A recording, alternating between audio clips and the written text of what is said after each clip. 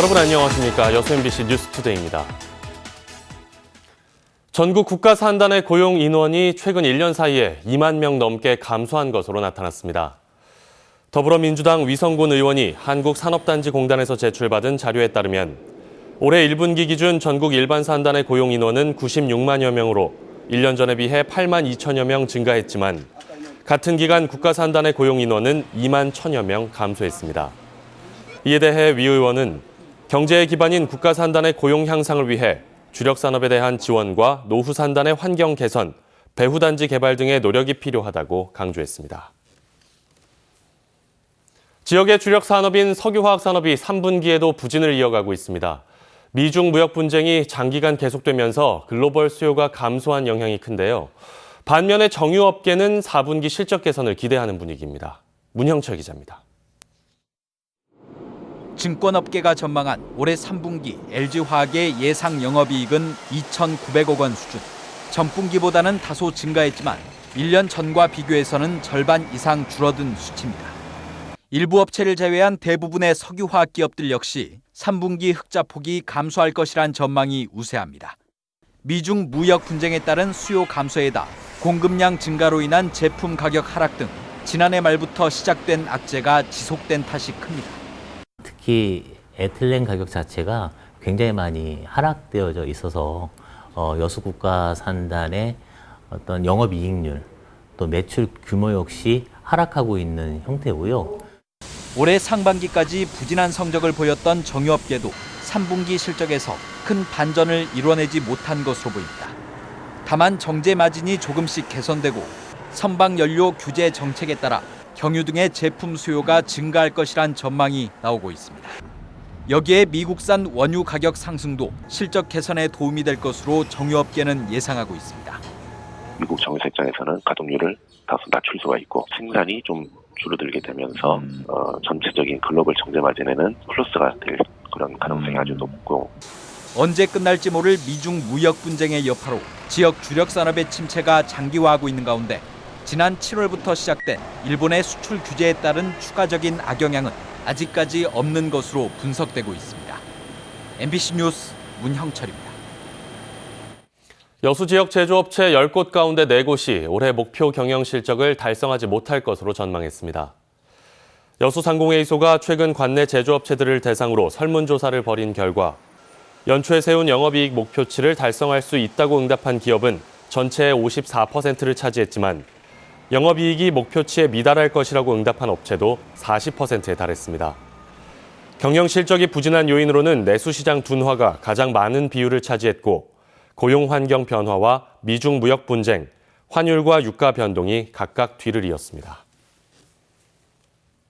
여수의 대표적인 재래시장인 서시장이 문화관광형 전통시장으로 육성됩니다. 여수시는 서시장과 주변 시장이 중소기업부의 시장 육성 사업에 선정됨에 따라 내년 2월까지 지역을 대표하는 문화관광형 시장으로 만들어가기로 했습니다. 첫 단계로 어제부터 일주일 동안 서시장과 주변 시장에서 체험 행사와 버스킹 공연 등으로 구성된 가을 축제가 마련되고 안내 표지판과 간판, 아케이드 경관 조명 등이 순차적으로 설치됩니다. 광양시가 관내 수변 자원들을 활용하는 것과 관련해 시민 토론회를 개최합니다.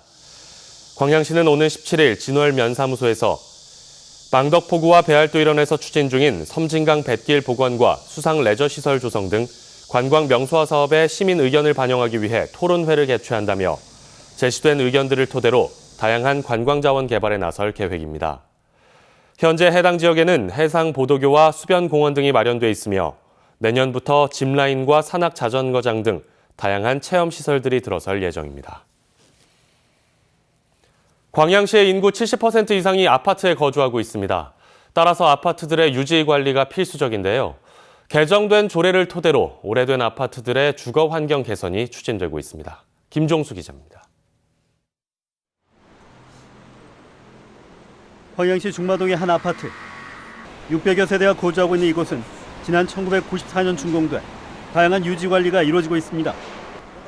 이에 맞춰 노후된 시설을 보수하기 위해 광양시의 지원을 받고 있지만 주민들의 자부담 비율도 만만치 않습니다.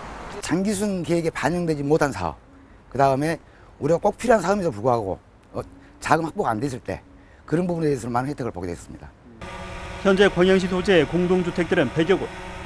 인구의 70% 이상이 공동주택에 거주하면서 주거환경 개선과 안전관리가 꾸준히 요구되고 있습니다. 그러나 현행 조례에 따라 시설 보수와 확충 등 지원 대상이 한정돼 있어 제도 개선 목소리도 이어져 왔습니다.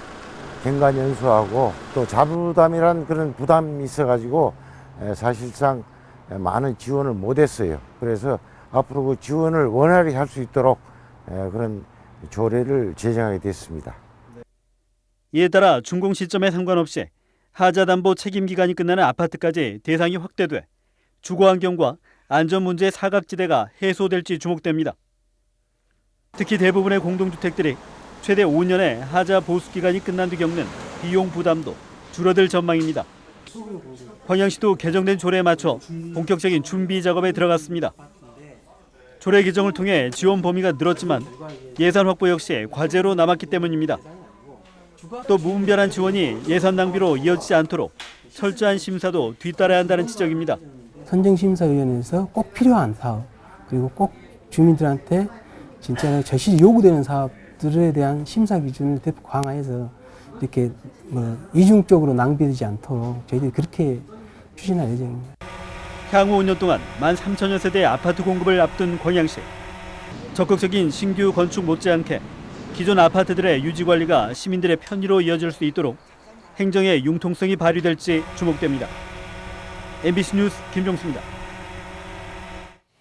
해상 풍력 발전은 안정적인 전력 생산이 가능해 우리나라는 물론 선진국들도 뛰어들고 있는 시장입니다. 그런데 바다에서 생산된 전력을 육지로 끌어오는 전선은 전량 수입에 의존하고 있는데요. 최근에 국산화가 추진되고 있습니다. 김한수 기자의 보도입니다. 사계절 안정적인 바람을 확보할 수 있는 바다에 해상 풍력 발전기가 잇따라 설치되고 있습니다. 풍력 발전기를 먼 바다에 설치할수록 발전 용량을 키우고 소음 등 민원은 줄일 수 있지만 육지까지 전력을 가져오는 전선이 문제입니다. 특히 해상 풍력 발전용 기둥을 세우기 어려운 먼 바다에서는 발전기를 물에 띄우는 부유식으로 설치해야 하는데 조류와 파도에도 견디는 전선이 문제였습니다.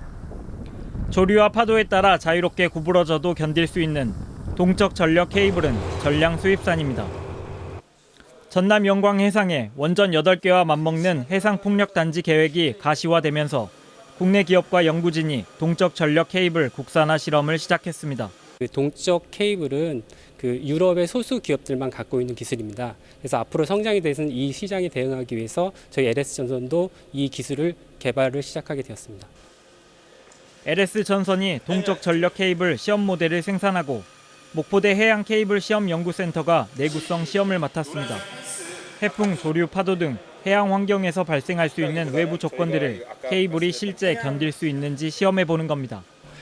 국내 해양 케이블 관련 기업체들이 제품 개발 및 세계 시장 진출하는 데 필요로 하는 구조 및 피로 시험을 수행할 수 있는 각종 시험 설비들을 구축하여 왔습니다.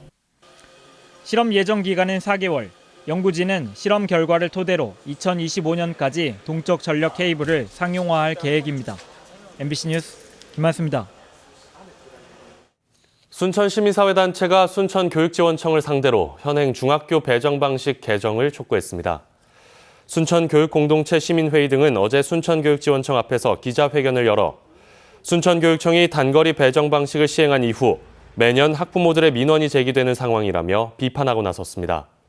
단체는 또 이 같은 상황을 해결하기 위해서는 전남도 교육청이 고시한 대로 전 지역을 단일 학군으로 묶어 학생들이 희망하는 우선순위대로 배정해야 한다고 덧붙였습니다. 전남 지역의 축제 종합 만족도가 전국 최상위권인 것으로 조사됐습니다. 여행 전문 리서치 기관인 컨슈머 인사이트는 2018년, 19년 지역 축제 종합 만족도 조사를 통해 1위의 한평 나비 대축제, 3위의 순천만 갈대축제, 4위의 곡성 세계장미축제 등 전남의 3개 축제가 상위권에 올랐다고 밝혔습니다. 특히 순천만 갈대축제는 2년 연속 3위로 유일하게 최상위권을 지켜 지속 발전 가능한 관광 콘텐츠로 그 가능성을 인정받았습니다. 순천시가 창업 아이디어 경진대회 참가자를 모집합니다. 순천시는 예비 창업자나 창업한 지 3년 이내인 창업자를 대상으로 참가자를 모집합니다. 어제 아침보다 덜한데요. 낮 동안에는 가을 햇살이 비추면서 기온을 크게 끌어올려서 서울을 비롯한 대부분 지역이 25도 안팎까지 오르겠고요. 그만큼 일교차도 더욱더 크게 벌어지겠습니다. 오후부터는 남해안과 동해안, 제주도를 중심으로 바람이 강해지겠습니다. 북상 중인 태풍이 일본으로 향하면서 우리나라에서 기압차가 커지기 때문인데요. 이들 지역을 중심으로 시속 50km 안팎의 강풍이 예상되고요. 또 남해와 동해상으로는 거센 풍랑도 일겠습니다. 주말인 내일부터는 바람이 더욱더 거세질 걸로 보여서 시설물 관리 철저히 해주셔야겠습니다. 한편 19호 태풍 하기비스는 현재 대형급의 매우 강한 세력으로 일본 오키나와 동쪽 해상까지 올라왔고요. 주말 새에는 도쿄 부근에 상륙할 것으로 전망되고 있습니다. 오늘 우리나라는 고기압의 영향권에서 전국이 대체로 맑겠지만 동풍이 닿는 동해안 지방은 오후부터 가끔 비가 조금 내리겠고요. 충남 지방은 오전까지 공기가 다소 탁하겠습니다. 현재 기온 보시면 서울 13도, 대구 14.8도 등 어제 같은 시각보다 높게 출발하고 있고요. 한낮 기온은 서울 25도, 대전 23도, 광주와 대구 25도까지 올라 다소 더운 감도 들겠습니다. 날씨였습니다.